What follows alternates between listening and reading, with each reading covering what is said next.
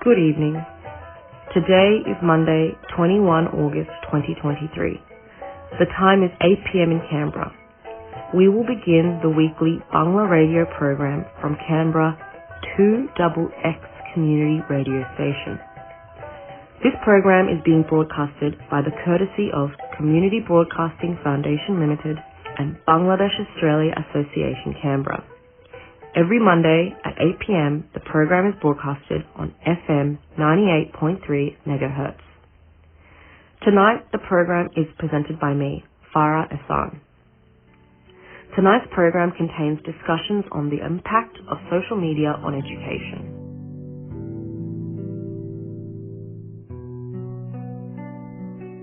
The famous Greek philosopher Aristotle believed, "The happy man is neither a noble savage nor a man in his natural state, but the educated one." It's widely understood that societies with quality means of education are more likely to be economically prosperous and have higher morale. In fact, there are many studies that show how investment in education leads to higher levels of productivity and economic growth. Quite simply, the more educated or skilled workers are in a society, the more efficiently goods and services will be produced and consumed. Given education is a core component to the well-being of society, what defines good education? How do we measure quality of education? Well, education is made up of two parts, those who teach and those who learn. I'd like to note that I refer to education in reference to all skills in academia, not just those taught in universities and colleges, but also trades. The skill of learning is integral to understanding and mastering new skills and concepts. Unfortunately, this is not highlighted or taught much in our education system. Learning requires strict focus, long-term attention, and curiosity. Focus and attention lead to better recall, problem-solving, perception, reasoning, and decision-making, all key concepts in producing and understanding new skills. The recent uprising of social media has markedly impacted attention and focus capability of its users. So what does that mean for education and learning in the long term?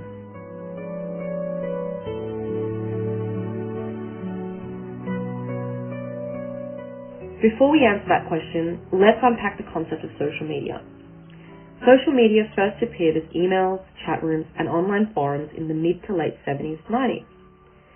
These came to evolve into the ancestors of sites we are accustomed to today in the early 2000s and 2010s. MySpace, Facebook, Bebo, Twitter, these were all used as a means to connect with others, share social photos, and collaborate on ideas. These sites were seemingly innocent and used as a non-essential means of socializing. They existed to supplement the natural socializing we did during the day. However, as demand for these sites grew, so did their commercial potential. Facebook, Instagram, TikTok, and Twitter. These companies earn billions of dollars each year through the advertisements and marketing they do for other entities. For these companies, there is a clear relationship between the time used on these social media platforms and the revenue potentially gained from paid advertisements. This presents a clear incentive to influence their users to engage more. In the Netflix documentary, The Social Dilemma, high-ranking whistleblowers from various platforms revealed the shocking techniques used to manipulate users.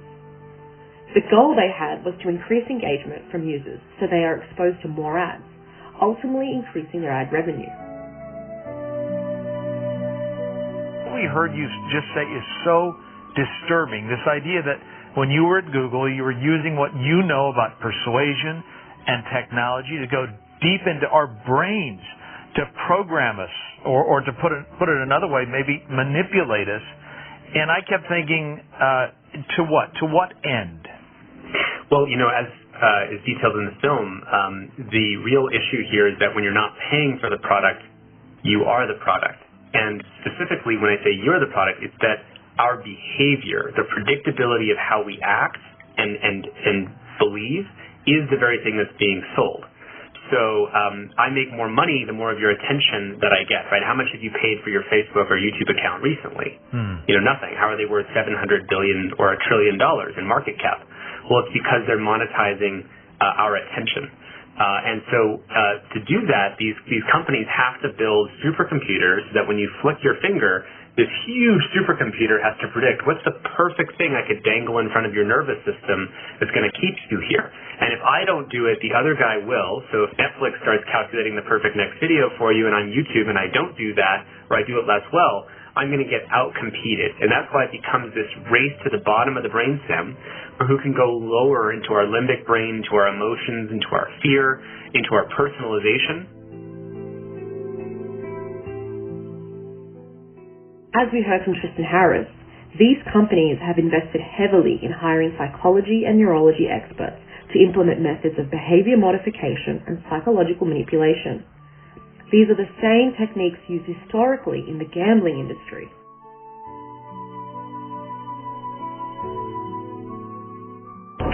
Persuasive technology is just sort of designed intentionally applied to the extreme, where we really want to modify someone's behavior. We want them to take this action. We want them to keep doing this with their finger. You pull down and you refresh, it's going to be a new thing at the top. Pull down and refresh again, it's new. Every single time. Which in psychology, we call a positive intermittent reinforcement. You don't know when you're going to get it, and you don't know if you're going to get something, which operates just like the slot machines in Vegas.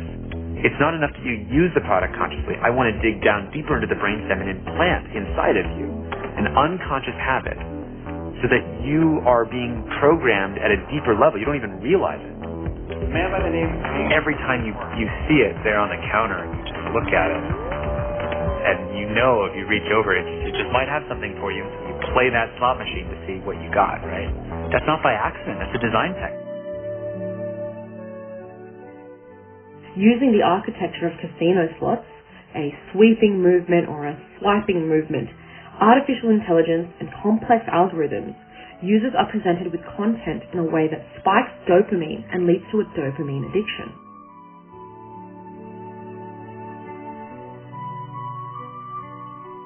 Is there a principal reason why I should delete my social media? And if so, what is it? There are two. One of them is for your own good, and the other is for society's good. For your own good, it's because you're being subtly manipulated by algorithms that are watching everything you do constantly and then sending you changes in your media feed and your diet that are calculated to adjust you slightly to the liking of some unseen advertiser. And so if you get off that, you can have a chance to experience a clearer view of yourself and your life. But then the reason for society might be even more important. Society has been gradually darkened by this scheme in which everyone is under surveillance all the time, and everyone is under this mild version of behavior modification all the time. It's made people jittery and cranky. It's made teens especially depressed, which can be quite severe. But it's made our politics kind of unreal and strange, where we're not sure if elections are real anymore.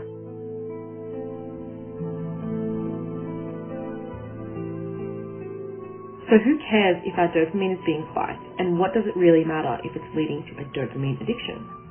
Well, it matters a lot. Dopamine is how the human body rewards itself for hard work. It's the natural occurring chemical in our brains that trigger feelings of pleasure.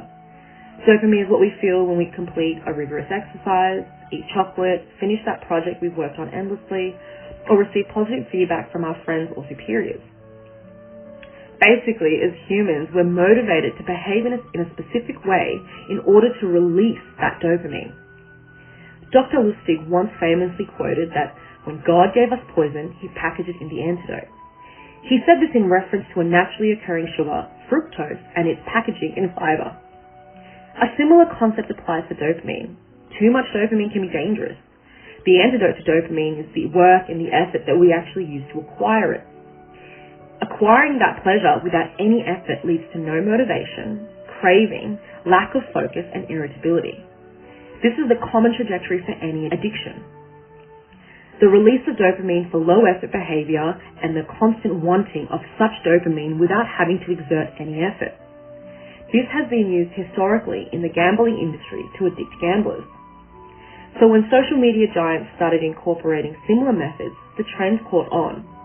giving people all the benefits of socializing without ever having to get out of bed, or the interest and pleasure from receiving likes and hearts and good reactions. Giving people all the benefits of socializing without ever having to get out of bed or speak, or short-form videos jam-packed with interesting information spikes users' dopamine. This then leads them into a dopamine addiction. This leads to low attention spans, no motivation, constant dopamine craving, and in some cases, bouts of depression. Neuroscientist Andrew Huberman discusses this in detail in his videos.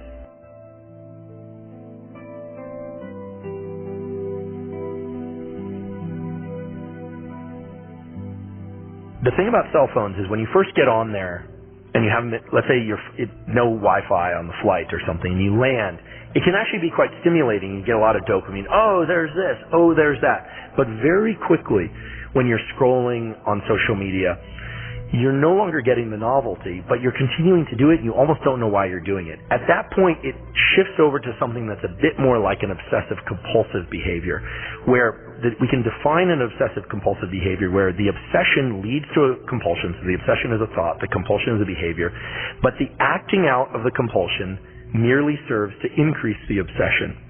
Right? This is very different than being obsessed with food or obsessed with cleanliness. There's no payoff. Right, exactly. There's no anxiety relief by carrying out the compulsion. With OCD behaviors, like scrolling social media, the dopamine quickly wanes, and then you find that you're just and we've all been there, you're scrolling, and like, why am I doing this? This isn't that interesting. This isn't that interesting. Now, the algorithms for social media are very clever, and I don't want to demonize it. I provide a lot of my life is spent on, on social media now, but in the algorithms that they've incorporated function on the most powerful way to keep people doing a behavior, or an animal for that matter, is intermittent random reward, or random intermittent reward, that you don't know when you're going to hit the jackpot. So you're scrolling, and then you see something. Typically it's very high, what, in nerd speak we'd say signal to noise. So if you're reading some interesting things, this came out in the news, this came out, and then it's all of a sudden a riot, or a person that is base jumping off a building, or for people that are scrolling looking at bodies or something like that, live bodies. Hopefully people aren't looking at dead bodies. But look, if something's very tragic, then that has this gravitational pull. And then what happens is you start getting the system working for that next dopamine hit that you don't know when it's going to come. It's just like gambling.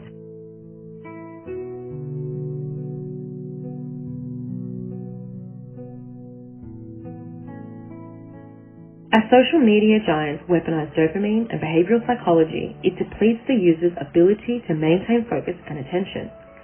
This reduces their capacity to learn in a meaningful way. The ability to remember things, grasp new concepts, and think innovatively all go away slowly. Cal Newport is a computer science professor at Georgetown University. He has written numerous books and presented many TED Talks in relation to this. His book, Deep Work, discusses the importance of deep focus for problem-solving and high-intensity output tasks. Cal suggests that the new age of social media has left us working and learning in a fragmented and flustered way due to their addictive nature. Cal suggests that the new age of social media has left us working and learning in a fragmented and flustered way due to their addictive nature. He refers to this as shallow work.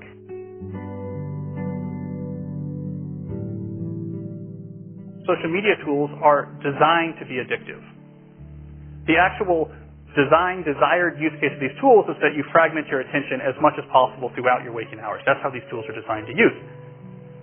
Well, we have a growing amount of research which tells us that if you spend large portions of your day in a state of fragmented attention, so large portions of your day where you're constantly breaking up your attention, take a quick glance, do a just check, let me just quickly look at Instagram, that this can permanently reduce your capacity for concentration. In other words, you could permanently reduce your capacity to do exactly the type of deep effort that we're finding to be more and more necessary in an increasingly competitive economy. So social media use is not harmless. It can actually have a significant negative impact on your ability to thrive in the economy. I am especially worried about this when we look at the younger generation coming up, which is the most saturated in this technology. If you lose your ability to sustain concentration, you're going to become less and less relevant to this economy.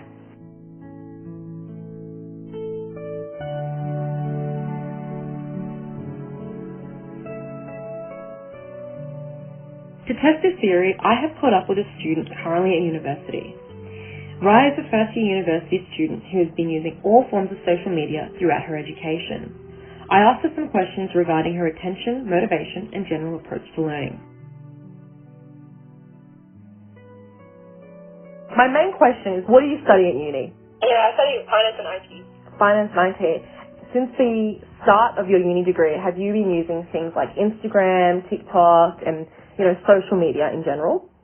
In relation to my degree or just? Nah, just in general.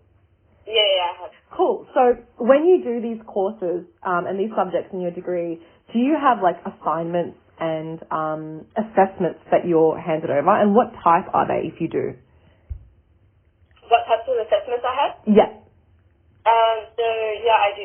And usually my assessments would be like, it could be just like a couple of questions that they make you ask, or it could be like a kind of like sort like mini quiz, and sometimes it's like projects that like for my IT degree, like it's projects that I have to code, and like they ask like programs like different. Oh crap, I don't know how to do either. Cool. So you mentioned two things there. So you said you have things like quizzes and you have things like coding. So with the coding, from my understanding, coding is my background is also in data. So to me, coding is long-term problem solving. It's understanding concepts and applying them. How do you feel you go when it comes to focusing on a problem and working on it? Do you ever feel like your attention gets kind of taken away a bit, or what's your general consensus? All the time. It takes me so long. Like I have to like sit down, and then like when I figure out the problem, then I'm taking a break. And then when I come and then try to figure out ways how to solve the problem, if I don't solve it, I have to take another break. And then it's just like, cycle of me just like trying to like figure it out, and then me just off like, taking a step back from it and then trying to figure it out again. So, yeah, I just can't sit down and figure it out in one go. Yeah, so do you ever feel like, so that's interesting. So do you ever feel like when you start to do it and you realize that it's actually a difficult problem and it'll require a lot of effort, do you find yourself wanting to procrastinate? Yes. Yeah. Interesting. And another question I have is, do you only feel the craving for like looking at your phone, or is it like, oh, I want to go eat something, or I just want to do something to sort of get away from it? So like, say you're sitting down to do an assignment, and I totally get this now, but like when I sit down to do like a really big piece of work, I am like, if I know it requires really deep thinking, I will most likely procrastinate. So my question is, do you have the same thing? Yeah, I think I do. Interesting. I have it a lot when it comes to like big assignments and like if they require like a lot of like mind power and all that. Interesting. And so, have you had exams yet at uni? I have. And how do you feel like that plays out in the exam sense when you've got finite time and high pressure? I think it really depends on my exams, but definitely like during the exam, like my mind just kind of like wanders a bit, and then it's kind of me like a couple minutes, like I'm carried to it, and then like a couple seconds, I'm like, oh my gosh, like it's just kind of like I need to like take a deep breath, and then I need to get back to it. But like in the exam sense, I feel like it's a bit different because I know that like I already have like an allocated time, and I know that I have a task to do at home. But when I'm at home like by myself, it's just like I'm doing it on my own time, I'm doing it at like my own pace, but not an exam. An exam setting is more like rushed, more like trying to get your job done. Interesting. So basically, if you've got the time pressure, your capacity to procrastinate reduces. But if you've got the time and you can afford to basically be distracted, you're distracted. Yeah. Yeah, right. So, okay, that's super interesting. So that's not as bad as I thought it would be. For some reason, what I think now, if I sat down to do an assignment on any one of my subjects, I feel like I would love to do like a thing, like maybe if they wired my brain up and they had like a video that showed what's going on in my head, I feel like it would be me reading the question and then thinking about a million things and then coming back to the question. But I'm glad to hear it's not that bad, because that was my main question really. Like when you sit down to do exams or any kind of deep problem solving, in general, when you think about studying and learning, do you feel motivated to learn and study? No, not really. It depends. Yeah. It really depends how interested I am. But like, if I just have to do it for the sake of doing it, not really. But if I'm keen on the subject and like I actually like find like the knowledge beneficial, then I'd put in that extra effort. But generally, no. Do you feel like that's a common thing among your peers? Yeah, kind of. Yeah. Yeah. That's it. Yeah. So another thing I would wonder is if, I'm assuming you and your peers all consume short-form media like TikTok, YouTube Shorts, Instagram Reels, and stuff like that. Yes, you do. Yeah. So do you ever feel like, let's say you're sitting down, you're watching like I don't know if they have 3-hour lectures, but when I was in uni, we would have 2-hour lectures. When you're watching that like online or whatever, recording, do you ever feel like, God, this is so slow, I wish it would be as fast as a 7-second video? Yeah. I actually always watch them sped up, all my lectures sped up. Oh, true. Yeah, I used to watch them at like 2.0. Do you find yourself, even though it's sped up to 2.0 or however much, you're still kind of like easily persuaded to look at your phone? No, I wouldn't say so. Because I feel like I try to get that lecture over and done with, and then I look at my phone. Go you. I'm really proud of that. That's really good. Yeah. I recall an instance where I looked at my phone while listening to it. Oh, wow. Alhamdulillah. That's so good. Like I said, in all my research for this piece, I found that the use of social media reduces the person's ability to make meaningful work. So they take longer to understand the same concept they would have been able to understand in less time if they didn't use social media. Do you feel like that's the case for you? Yeah, I definitely think that. I think like it just like I just don't have like an effective study habit to digest like information properly and all that.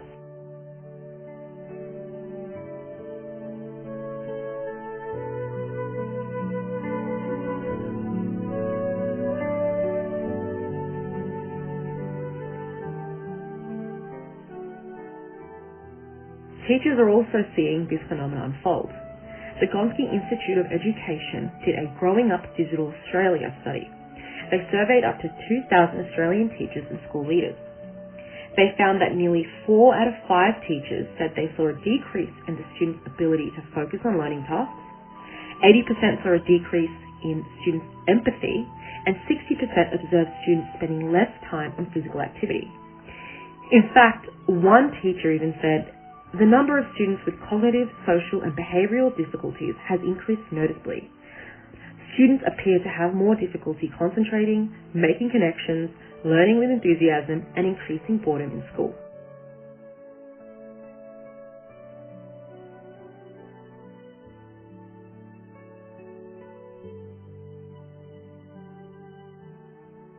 So there's clearly some impacts occurring to students' abilities to focus.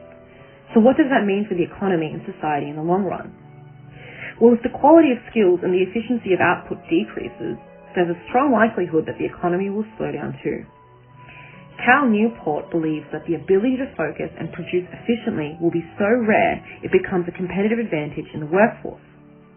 In addition to this, it may also mean humans will find ways to automate these skills that will require deep focus. That's kind of happening right now, right? We've got OpenAI products like ChatGPT that have already shown how artificial intelligence and machine learning can be used to replace human output for deep, focused tasks. These programs are already being used to produce long-form content such as blogs, essays for university, and PowerPoint presentations. I've even seen some create art. I've heard some people using it to create selection criteria and resumes for job applications. These present their own issues. Jaron Lanier was instrumental in the invention of AI and virtual reality, and he's also very vocal about the harm that they could cause.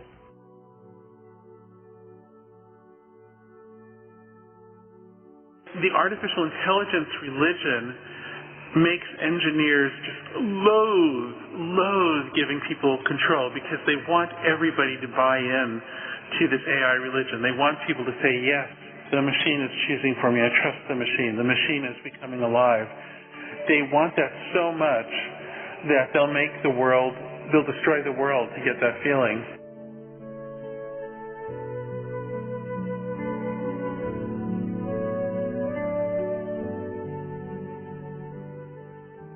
Although all of this sounds quite grim, there are some huge benefits to artificial intelligence and machine learning. Its use has been tremendous in the medical field, for psychology, and even in military training. Ultimately, I think it's quite clear that the methods used by social media companies have begun to impact society's ability to focus and think in an efficient way. Government regulation and oversight has slowly started, and it may be the best course of action.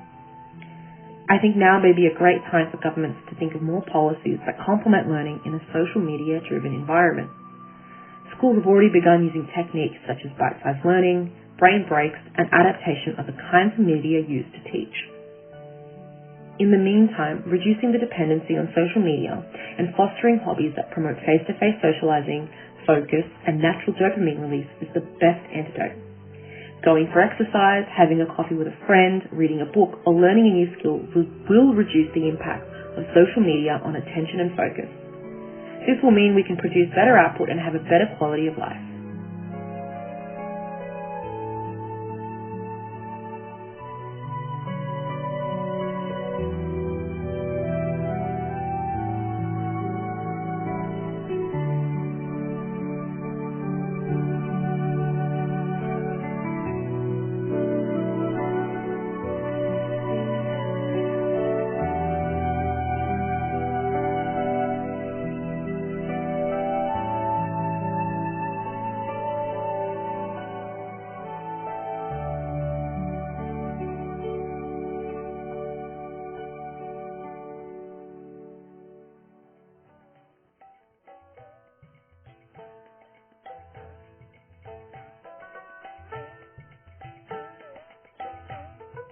The background music used in this program was from the album Pure Tranquility by Stephen Rhodes.